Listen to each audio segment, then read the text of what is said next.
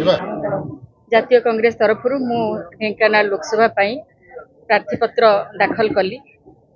आपण मानक माध्यम रे समग्र ढेंकानाल लोकसभा क्षेत्र गुरुजन भाई भौणी माँ मौसी समस्त मु आशीर्वाद कामना करुच्ची। प्रभु जगन्नाथ आशीर्वाद भिक्षा करुच्ची। आज गोटे बड़ कथा मो पाई मुद्दा आम 2024 निर्वाचन वर्तमान निर्वाचन रे ओल्लई सारू। देशर वर्तमान जो सांप्रतिक परिस्थिति संविधान उपरे गणतंत्र उपरे जो भली भाव में आक्रमण होउची, विरोधी दल मानकर कंठरोध करा होउची। दुईटी सिटिंग चीफ मिनिस्टर तांकु वर्तमान जेल भितर रखा हिची। तेणु गणतंत्र एटा शुभंकर नुह। भारतीय जातीय कांग्रेस रो लड़ाई होउची संविधान को बंचेबा पई, गणतंत्र को बंचेबा पई। एवं आपण मानक माध्यम रे मु एक कथा मध्य कहबाकू चाहूची जे देश को रक्षा करिबा पई कांग्रेस दल एकाकी पारिबनी। आपण मानक भली बुद्धिजीवी एवं जनसाधारण को मध्य ए लड़ाई रे शामिल हबार अछि। आमे जदि राज्य कथा को आसीबा, नवीन बाबू 25 वर्ष शासन कलेनी, विकास कथा कहउछंती, किंतु वास्तविकता होउची आज भी ए राज्यर युवक माने बाहर को दादन खटिबा को जाउछंती। कृषक मानकर आज कोनोसी भी सुविधा करा जायनी। तांका जमी को जल नाही, तांकर एमएसपी बढ़ा हेनी, शीतल भंडार नाही।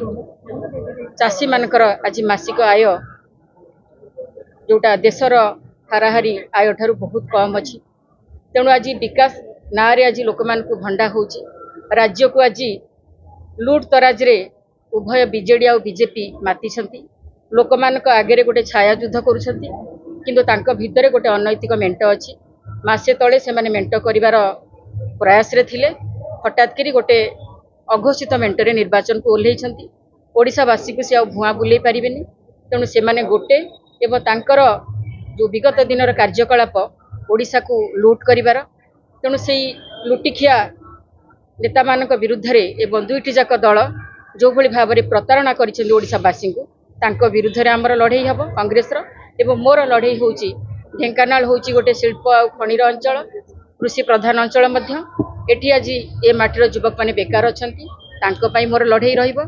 एवं एठी जो स्वास्थ्य समस्या अछि ढेंकानाल अंचल रो, एठी परिवेश अतिमात्रा रे प्रदूषण होउथिबा जोगु लोक मानकर आज स्वास्थ्य हानि घटिची।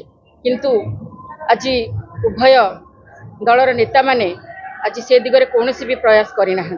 तेणु स्वास्थ्य सेवा को मोर प्राथमिकता रहिबो। आज पानीय जलर मध्य अभाव अछि, घोर अभाव अछि। तेणु लोक मानकर जो माने प्राथमिक समस्या गुड़िक रास्ता घाट, पानी, स्वास्थ्य सेवा, ये सबू कथा उपरे मोर ध्यान रहिबो।